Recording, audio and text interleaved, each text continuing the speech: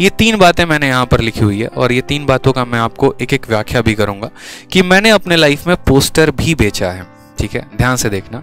मैंने रिक्शा भी चलाया है और कहाँ चलाया वो भी बताऊँगा मैं आपको, और कई रात मैं भूखे भी सोया हूँ। ये मेरे जीवन की एक सच्चाई है जिसको मैं कभी भूल नहीं सकता हूँ। ठीक है, और ये कैसे हुआ क्या हुआ ये बता रहे हैं। वक्त है 2014 का, जब हम दिल्ली में आए थे ग्रेजुएशन करने। जब हम 12th में थे और 12th पास आउट करके जब हम दिल्ली में आए थे ना, तब उस समय मेरी जो उम्र थी, अगर हम 2014 की बात करें तो कितने साल हो गए, 14 4 18 साल की मेरी उम्र थी। और 18 साल की उम्र में हम जो है वो दिल्ली में आए हुए थे। 1996 का हमारा जन्म है और 18 साल के दिल्ली में जब हम यहाँ पर आए थे ना, तो उसके बाद से हमने घर से पैसे मंगाने बंद कर दिया। पैसे मंगाने बंद कर दिए तो पैसे की बड़ी दिक्कत हो गई यार। मतलब ठीक है, कॉलेज की फ़ीस भरना होता था, रूम भी रेंट देना होता था और दिल्ली में सर्वाइव करना काफ़ी मेरे लिए मुश्किल हो गया। तो एक टाइम ऐसा आया कि 2014 के बाद से जब मैं ग्रेजुएशन के फर्स्ट ईयर में था, तो वहीं से मैंने ट्यूशन्स पढ़ाने शुरू कर दिए, होम ट्यूशन। ठीक है, बच्चों को 6th के क्लास को, 7th क्लास को, 8th क्लास को। तो मैं ऐसे ही एक जगह ट्यूशन पढ़ा रहा था और कुछ महीने के बाद क्या हुआ कि 2 महीने के बाद जो है, जहाँ मैं ट्यूशन पढ़ा रहा था वहाँ पर जो है वो लोगों को कहीं जाना पड़ा, जिसके चलते मेरा जो है वो ट्यूशन छूट गया। अब ट्यूशन छूट गया तो वैसे हालात आ गए थे कि किराया विराया देना थोड़ा मुश्किल हो गया। तो वैसे केस में मेरे जो कुछ दोस्तों का समूह था, जो कि शायद अगर आज ये वीडियो देख रहे हो तो उनको ये बात पता भी होगा। तो मेरा एक दोस्त करके था, आशीष करके, उसने कहा कि यार देखो फलाने जगह पर चलना है, 2 घंटे का काम है। गुड़गांव में एक्चुअली जाना था, 2 घंटे का काम है और 2 घंटे में स्कूल का प्रमोशन करना है, उसके लिए तुम्हें वो 400 रुपये देंगे। तो मैंने कहा चल लेते हैं, कोई दिक्कत की बात नहीं है। ठीक है, उनकी कैब आई थी, हम धौला कुआं मेरा कॉलेज था, वहाँ से जो है कैब में बैठकर मैं गया गुड़गांव में। और गुड़गांव में जाने के बाद वहाँ पर ये हुआ कि हाँ 2-3 घंटे जो है आराम से एक रिसेप्शन रहेगा, वहाँ पर बैठकर प्रमोशन करना है और करने के बाद वो 200-300 रुपये 400 रुपये उनकी बात हुई थी कि वो दे देंगे ऐसे करके। तो मैंने कहा चलो ठीक है, कोई दिक्कत नहीं है। लेकिन प्रॉब्लम वहाँ तक नहीं आई, प्रॉब्लम वहाँ से शुरू हुई। ठीक है, उन्होंने जो कहा था जस्ट उसका डिफरेंट हुआ। वो गाड़ी में बिठाए और गाड़ी में बिठाने के बाद जो है 4 दोस्त थे हम टोटल, उन्होंने 4 अलग अलग चौक पे छोड़ना शुरू किया हमें। मुझे जो है वहीं पर एक इफ़को चौक करके है, मतलब उधर ही साइड में, वहाँ पर मुझे उन्होंने उतार दिया और कहा कि सर आप ये पैम्पलेट पकड़ो, ये पैम्पलेट डिस्ट्रीब्यूट करो, जो पोस्टर होते हैं ना, जो पर्चे होते हैं। ठीक है, और ये पैम्पलेट आपको लोगों को देना है और ये फॉर्म है, जो लोग आपसे पैम्पलेट लेंगे या इंटरेस्टेड होंगे ये भरवाने हैं। 50 से ऊपर फॉर्म भरोगे तभी हम आपको पिकअप यहाँ करने आएंगे। मेरी हालत उस समय ऐसे ख़राब हो गई ना कि मेरे मतलब पैर के नीचे से मेरा ज़मीन खसक गया था। मुझे एक पल के लिए समझ में नहीं आ रहा था कि ये हुआ है तो हुआ क्या है। दिन ऐसे कभी लाइफ में देखे नहीं थे कि पोस्टर बांटने की नौबत आ जाएगी। ठीक है, बट कोई बात नहीं, मैंने कहा चलो कोई बात नहीं। और बुरा तब लगा ना कि जब मैं लोगों के पास जा रहा हूँ पोस्टर लेके, तो अरे भैया टाइम नहीं, हटाओ यार यहाँ से मत बात करो। क्योंकि हम भी ऐसा करते हैं, कोई समय पोस्टर लेके आता है, अरे भाई टाइम नहीं है यार बाद में। तो कोई जल्दी वो फॉर्म भरने को रेडी नहीं था और जब तक वो फॉर्म हम नहीं भरते तब तक कोई मुझे पिक करने नहीं आता। मेरे पास उस समय पैसे भी नहीं थे, ना मोबाइल फ़ोन था, चोरी हो गया था कुछ टाइम पहले दिल्ली में आते ही। जैसे तैसे करके लोगों से फॉर्म भरवाए। फॉर्म भरवाने के बाद किसी के नंबर से उनको फ़ोन किया, उन्होंने पिक किया। और एक वो दिन था जब मतलब हम कहते हैं ना कि यार पढ़ाई बहुत मुश्किल है, पढ़ाई बहुत मुश्किल है, नहीं होता है, मैथ्स है सॉल्व नहीं होता है, जीएस है याद नहीं होती है। उसी दिन मुझे लाइफ में समझ में आ गया था कि इससे मुश्किल तो धरती पे कोई काम है ही नहीं, इससे बेस्ट है। ठीक है, मतलब अगर मैं ये बात बोलूं, एक तरफ पढ़ाई और एक तरफ पोस्टर बेचना है, तो मैं बोलूंगा कि मेरे लिए जो है ना, मेरी जो पढ़ाई है ना वो ज़्यादा आसान है, मेरे लिए पोस्टर बेचना काफ़ी मुश्किल है। तो मैंने अपने लाइफ में कई रात मुझे लगे थे उस चीज़ से मुझे बाहर आने में, तो मैंने अपने लाइफ में पोस्टर भी बेचा। दूसरा इंसिडेंट ऐसा हुआ 1 साल के बाद, जब मैं सेकंड ईयर में वापस से था, मेरा पेपर बीत गया था, मुझे रूम चेंज करना था।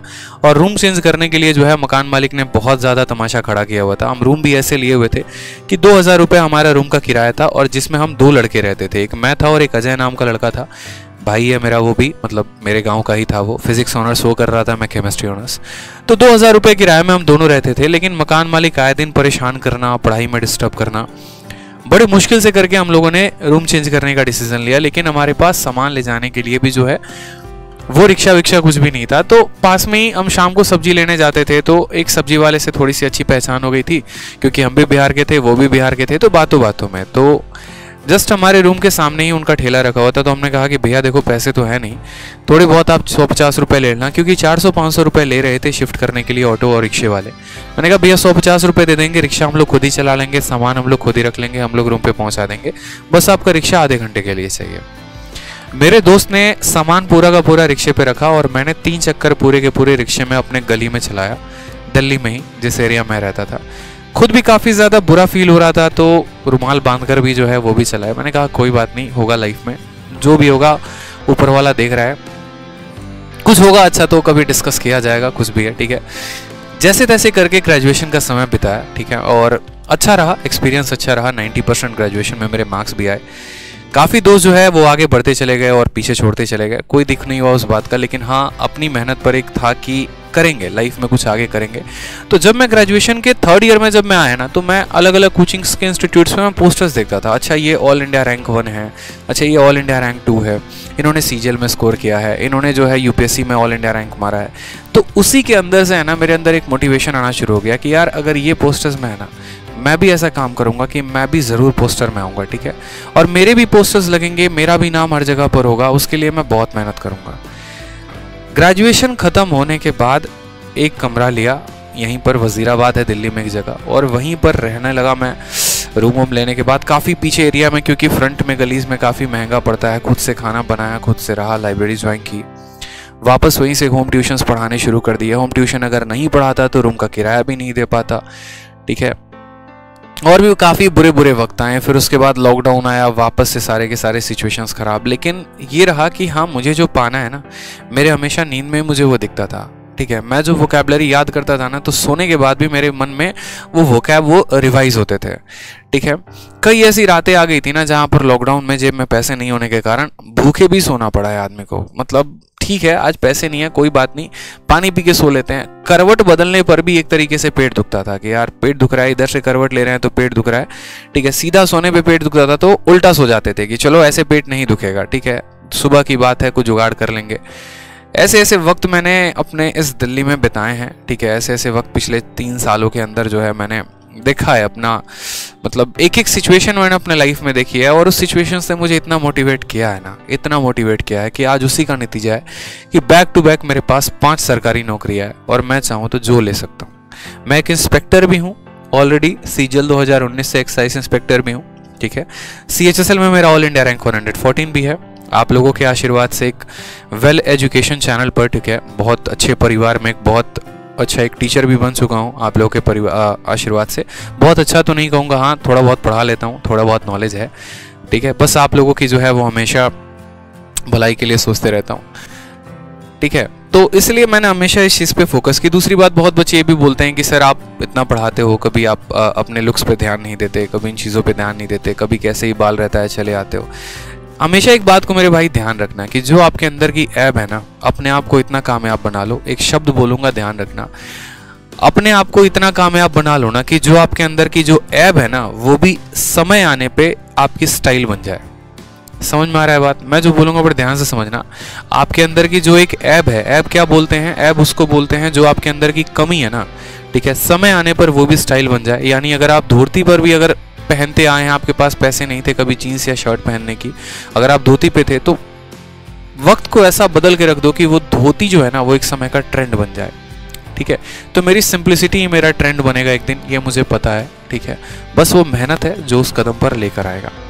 आपको भी इसी तरीके से मेहनत करते रहना है। बहुत बड़े बड़े यार नहीं होते भाई, जितने भी ये टॉपर्स होते हैं ना, शायद ही उनके 10% ऐसे होते हैं जो बहुत अच्छे बैकग्राउंड से होते होंगे, ठीक है। 90% सिचुएशंस वैसी ही लोगों की होती है, सबके सब स्ट्रगल कर रहे होते हैं।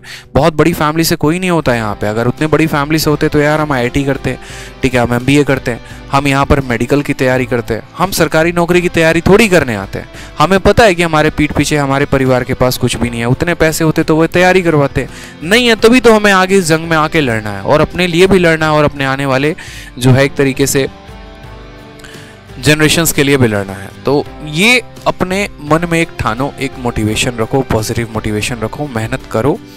आपके मेहनत से बड़ा कुछ भी नहीं हो सकता इस धरती पे। और मैंने खुद पर्सनली अपने लाइफ में देखा है कि मेहनत का जीवन में कोई तोड़ नहीं है। जिसने मेहनत की है वो हमेशा निरंतर आगे बढ़ता गया है, ठीक है, और वो हमेशा आगे बढ़ता चला जाएगा। तो इस मेरी है ना, आप कभी ये मत सोचना कि सर जो है बहुत शुरू से हाई फाई थे, इंग्लिश मीडियम में पढ़े थे, बहुत हाई बैकग्राउंड थे, हमारा ही बैकग्राउंड लो है।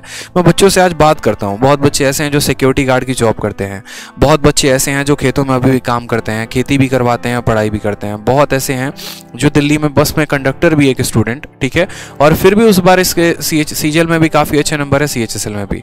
तो सबका ऑलमोस्ट पैटर्न इतना ही होता है मेरे भाई। बस मैं बोलूँगा कि वो बच्चे काफ़ी ज़्यादा खुशनसीब हैं जिनके पास रोटी आ रही है और जिनके पास मेहनत करने की ज़रूरत नहीं है, उनके घर वाले उनको सपोर्ट कर रहे हैं। तो ऐसे बच्चों को मुझे जहाँ तक लगता है भाई जान लगा दो, ठीक है। कम से कम वो हाथ में स्मार्टफोन तो है, कम से कम फैसिलिटीज़ तो घर वालों ने दे रखी है, ठीक है। सोचो उनका जिनके पास तो कुछ भी नहीं है, फिर भी वो एक से एक रैंक फोड़ रहे हैं और एक से एक नौकरी लेके जा रहे हैं, ठीक है। तो मेहनत करते रहो, भगवान न करे कभी किसी के जीवन में ऐसी नौबत आए, ठीक है। हमारे में आई, चलो हमने सह लिया, किसी और में आए तो पता नहीं कोई सह भी पाए या नहीं सह पाए। लेकिन बस आपको है ना ऐसे ही जो भी लिस्ट खोलो ना, आज मुझे पता होता है कि मैं भारत का कोई भी गवर्नमेंट एग्जाम दूंगा ना, उसके सिलेक्शन के फाइनल लिस्ट में मेरा नाम होगा, क्योंकि मैंने ईमानदारी से मेहनत की है, मैंने ईमानदारी से पढ़ाई की है, मैंने हर सब्जेक्ट को बड़े डेप्थ में पढ़ा हुआ है, हर सब्जेक्ट का बड़ा प्रॉपर नॉलेज रखा हुआ है, इसलिए मुझे पता होता है, ठीक है। ये इसको ओवर कॉन्फिडेंस नहीं कहेंगे, लेकिन इसको आत्मविश्वास ज़रूर कहेंगे कि मैं भारत का आज कोई भी एग्जाम देने बैठूँ, अगर मैं यूपीएससी का भी एग्जाम देने बैठूँ और ढंग से मेहनत कर लूँ ना, तो उसके भी सिलेक्शन में मेरा लिस्ट में नाम ज़रूर होगा। नो मैटर पोस्ट क्या होगी, नो मैटर रैंक क्या होगा, हाँ मैं सिलेक्शन में ज़रूर रहूँगा। लेकिन आज अगर मैं वो अपने कीमती समय छोड़कर आपको पढ़ा रहा हूँ, तो कहीं ना कहीं मेरे लाइफ का जो एक सपना था मैं उसको पूरा कर रहा हूँ। और सपना ये था कि मैं गरीबी में रह चुका हूँ, मैं मुश्किलों में रह चुका हूँ, बस मेरा कोई भाई या मेरा कोई भी दोस्त यहाँ पर वैसे हालात में ना रहे। मुझे गाइड करने वाला कोई नहीं था, लेकिन आपको गाइड करने के लिए आपका बड़ा भाई आदित्य रंजन यहाँ पर ज़रूर है।